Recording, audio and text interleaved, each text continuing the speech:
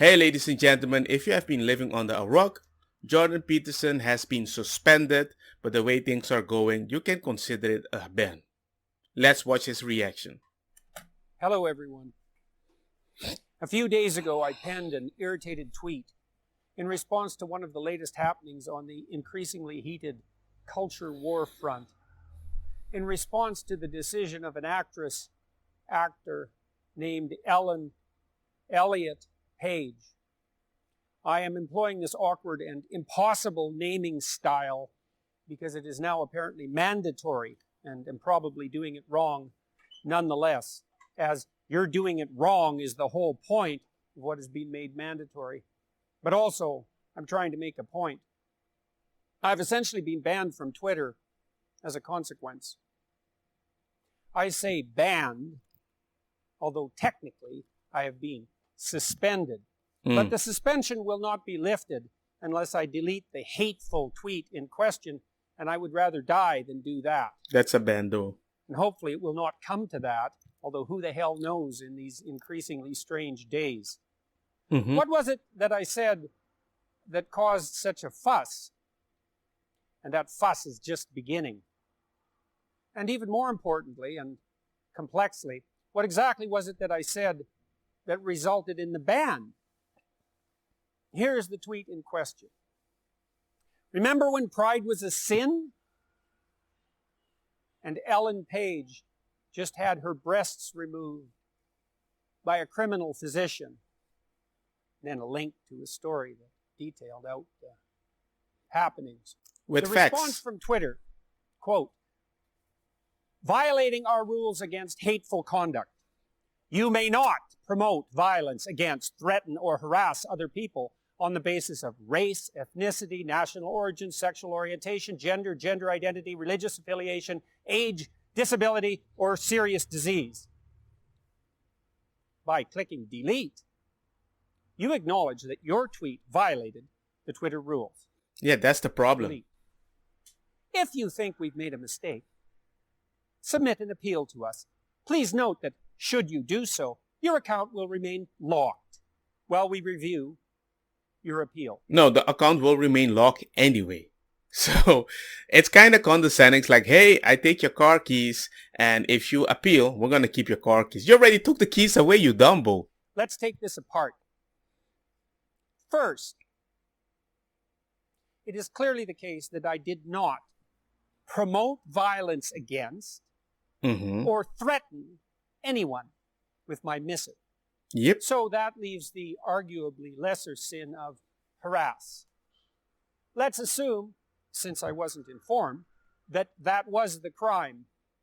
And further, harassment on the basis of so-called gender identity. Since Twitter did not do me the favor of actually specifying my crime, and They there are don't. many possibilities on that front, we unfortunately have to guess at why this has occurred. And that's actually a big problem in and of itself, and also indicative of the utter carelessness of the Twitter organization with regard to the propriety of its own censorial action. They know where they have power. I've been telling you before, these people, whenever they want to win a battle, they ask your opinion.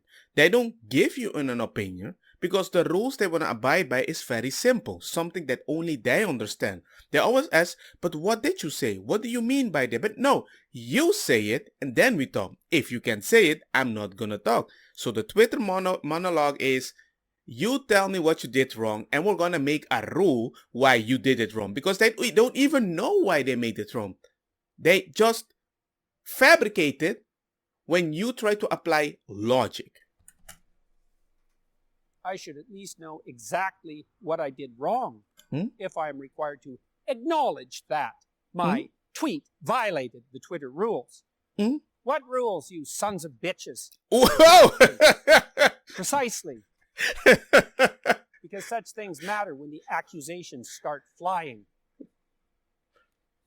So what did I say that might constitute harassment? Well, many things, hypothetically.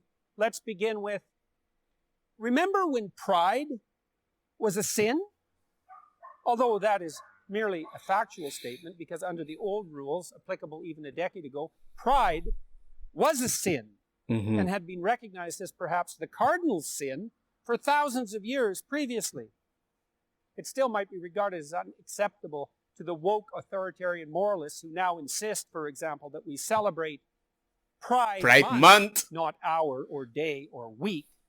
I don't want a soldier month because the fact that I can enjoy this life is because of soldiers, not because of pride. Right now you have soldiers that have to go and identify the enemy with the right pronouns. You gotta be freaking kidding me, man. But month, and to have literally called it Pride Month instead of LGBT plus month or whatever else alphabet acronym which is currently insisted upon as the only acceptable enlightened terminology. Isn't pride actually a negative thing? I don't know. You know that's the 7 sins? Why would you use that to identify like that? I don't regard pride as a virtue. It has been classically regarded as a sin. I don't see that sexual orientation or sexual desire of any sort is something to celebrate or to take pride in. And so what I said was merely a fact. Now, it's possible that I hurt someone's feelings. Always. Because I pointed out that pride goes before, for example, a fall. But I don't care about that. Would do it again. And also consider it my duty to warn those who are about to fall into a pit that the path they are on leads suddenly downhill. But that was probably not the reason that I was banned from Twitter. You said something wrong. Bad white man. Simple. Though, as I said, I am in the position of having to guess. Next phrase to interrogate. And Ellen Page. Now, why did I stop there? Because in all likelihood, it was this seemingly innocuous phrase, including the name of a well-known actress, there I'm in trouble again, that likely resulted in my ban. I committed the fatal crime of what has come to be known in the appalling sensorial terminology of the insane activists as dead naming, which is the act of referring to someone who has transitioned, another hated piece of jargon and slogan, by the name and by the inference, the gender, really the sex, that everyone knew them by previously, and in the case of Ellen/Elliot, that millions of people recognized and knew. Because you have this guy, I believe Dave Rubin, he had the same issue. He was referring to something that Jordan Peterson said when it wasn't clear why he was suspended. The insanity continues on Twitter. Jordan Peterson has been suspended for a tweet about Ellen Page. He just told me he will never delete the tweet, paging Elon Musk. That got him banned too. He's like, wait, he just tweeted about that person, so I was talking about that person, that is enough? No, banned! So I should have either called him, her, they, Elliot, instead of Ellen. Although, as we will discover, that would have made it impossible for me to say what I wanted to and need to say in the remaining phrases. Not that such a problem would bother those who are objecting to my speech in the first place. The next phrase is, just had her breasts removed. This bit suffers from a very similar problem. I employed the forbidden pronoun her when Elliot, Ellen, is now to be regarded as a he. Him. Or else. But there's a conundrum here, to say the least, and not just for me, although I have been banned because of it. Was Elliot/Ellen a she or a he, or Ellen or Elliot, when she or he or they, that's Elliot or Elian, by the way, had his or her or their breasts removed? Did he remove a chest? Or did she remove a breast? It's kind of confusing. If he or she was a he, then why was it necessary to have the mastectomy? And how could those I am writing to make sense of what I was saying if it was his breasts that were removed? Were those male breasts or female breasts that were removed? See? If they were male breasts, then why were they removed? If they were female breasts and had therefore become objectionable to the degree that surgery generally reserved for cancer treatment was required, was morally obligatory, then wasn't Elliot still Ellen and he still she? How could I possibly have written that sentence in any sensible manner whatsoever, while simultaneously making my point understandably and not breaking Twitter rules against so-called hateful conduct? It's really weird when I need to understand how people perceive the information so I'm not wrong. So I need to be Professor Charles Xavier and I need to read your mind and assume the right way how you want to filter that information so I don't offend you. That's what a friend might do to a friend. We're not friends. Elliot Page just had his breasts removed. Was he Elliot then? When exactly? Don't know. He was definitely Ellen at some point in the past, or so indicate all his, her, them, their film credits. Will all those have to be reshot since they employed the hated dead name? That doesn't exist, by the way, that dead name category, except in the sensorial and addled minds of a tiny fraction of insanely narcissistic and increasingly dangerous trans activists. True. Trans activists are quite dangerous in my experience. Not all trans, but those dressed like Antifa, they are black pill or even worse. When precisely was it incumbent on me to switch my terminology in regard to Elliot/Ellen so that I was not engaging in hateful conduct? And how can I describe the fact that someone who was once a woman, and really still is, had her breasts cut off because she, he, they, their, them had fallen prey to a viciously harmful fad without using the appropriate sex-linked pronoun and the real name of the real person to whom this was really done with his, her, their voluntary but unfortunate acquiescence? And so it was impossible to communicate what had happened to my audience without apparently running afoul of the impossible and absurd rules that now hypothetically govern morality itself in the days of the degenerated postmodern and Marxist ethos that we must still, no matter how impossible it is, abide by, or else. I just don't understand how we can live in such a world. I've been having some interesting chats with some people on the internet and everything, and it's weird when somebody tells you queer people are committing suicide because systematic bigotry constantly diminished their existence. It's relevant because we deserve to exist as much as any other. Perhaps try being more empathetic to minority struggles. And I responded, everyone constantly diminishes your existence the moment you place your existence on society. Cis LGBTQA+ suffer the same by this logic. I've lost enough people that think like that, but I know enough people that survive by stopping. Because my logic is, dysphoria happens to everybody. Everybody hates their voice, everybody hates their body, their color, their skin, they don't have an eye, they're monster, they're fat. There is something, right? But most people reach the right age of 90s without snippety snip because they realize nobody really cares and I can make my own destiny. Because by that logic, all the people that don't have a feminine body in their 90s or masculine or whatever, how did they survive? Because they realize I don't care what these people think about me. But we live in a society that your whole existence is a like button. How people view you.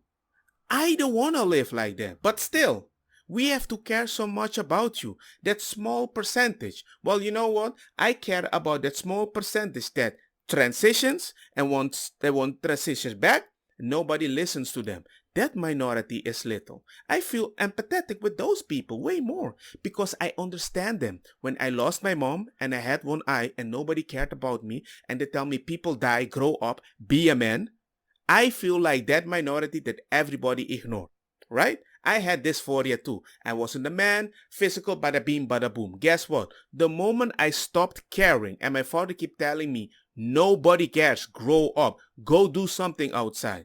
It was the best advice he could have told me. We're gonna give you therapy. But hey, do you want to cut this? Hey, you need to cut this. We're gonna keep offering to cut this. Oh, you don't want to cut this? Well, we're gonna remove your therapy. But therapy has been so good for me. Well, do something. This is a process. We need to progress. We cannot stay here. That's the problem. And now they're making multi-million dollars. Enticed many a poor, confused adolescent, girl most likely, to blame her emergent pubescent self-consciousness, confusion, and discomfort on being born in the wrong body and believing that the courageous, self-affirming, and morally admirable route is hormonal treatment, sterilization, subjugation to a lifetime of expensive medical complication. How delightfully profitable is that? Yep. Misery. And I believe They're making money with that. Ellen/Elliot, or whatever the hell her name or his name is, They moral culpability for that. will never do that. I might also point out that the trans surgery enterprise is now a $300 million per annum growth industry. Rate of projected expansion, 15% per year. Projected increase by 2027 to $750 million per year. Such a disingenuous thing that can be so confusing to so many people when you're giving them hope for something that you're not even sure how it's going to happen. You're gonna give them hormones and stuff that you're not even sure how it will affect them. But at the same time, you're making so much money, but you cannot even try to focus on the mental health. Well, at the same time, all these people that come to you, you are afraid to tell them how to think as long as they have the money to pay for the procedure. And if I don't have the money, you're gonna find a way to take taxpayers' money to pay for that because it's their human rights. It's like, wait a second. You're creating a business model that's only to benefit you. You don't care about society. You just care about winning. And I would never agree with that. An expanding enterprise in a time of global uncertainty. Yeah. Time to invest, both in the requisite surgical skills and perhaps in any industry associated with this vicious and unconscionable fad, primarily entangling, as such things so often do, the youthful and female. Isn't that a concern? Intersectionalists? Not when push comes to shove, or ideology to scalpel. Is that not a true moral hazard? And I'm not taking down I think so. or acknowledging that my tweet violated the Twitter rules. Up yours, woke moralists. We'll see who cancels who. But it's a relief, in some real sense, to be banned. And I regard it under the present conditions as a badge of honor. They live a private good life. I went last time to something of the government. I need to fix some papers here in Spain. I saw a trans security guard. Very feminine in her way that she expressed. She did not look feminine, but I didn't care. He was respectful. He talked to our kids. He showed me where I had to go. Life is Gucci. And I'm a super Christian guy, right? So why didn't it bother me? Because he was respectful. He did not push it in my face. He wasn't like overly extra feminist. Like, look at me, I'm a woman now. It was more like, hey kids, say goodbye to the security guard. The security guard. Because I didn't want to say something wrong. I didn't know what was happening. But that is my way of thinking. I'm from Curacao. We don't have a lot of gender word like he and she. If I say like, that person did said, I would say, e persona abise ekoi. E. We don't have she or he. And a lot of things we don't have that way to identify. So I usually say that person or I relate it to the person's way of dressing like a security guard, right? Because I don't want to misgender anybody. But certain transgender people are so narcissistic, or even in the LGBTQ, because they think I'm doing it on purpose. Because as was in a debate, I say he, and I heard a non-binary girl saying, well, sorry, non-binary girl, you were girl before. She said, he's a he. Yes, but he's a he. I'm like, I'm debating. It's a heated moment. I've been using he, she for 40 years of my life. I can't just click it away. You're maybe young, you live in that world. I'm not. If you ask me nicely, non-binary, I was saying whatever you want, right? We played Valheim together, right? But can you just chill a little? How do you throw away our friendship so quickly the moment I say something wrong that I only do for you? Yes, yeah. Anyway, man, let me know what you guys think. We live in a unique world right now that I just want to enjoy with everybody. But when I don't agree, I wish I would just be able to call it out. Because the most aggressive people right now, by my standard, are those people in echo chambers that don't want to engage with the people on the other side. I engage with everybody. I wish more people from the LGBTQ did that. At least my friends, they do. They're not that radical. But these radical people usually are isolated on Discord channel and they're not even comfortable going outside. And that's my problem? I need to validate you on the internet? Come on, people.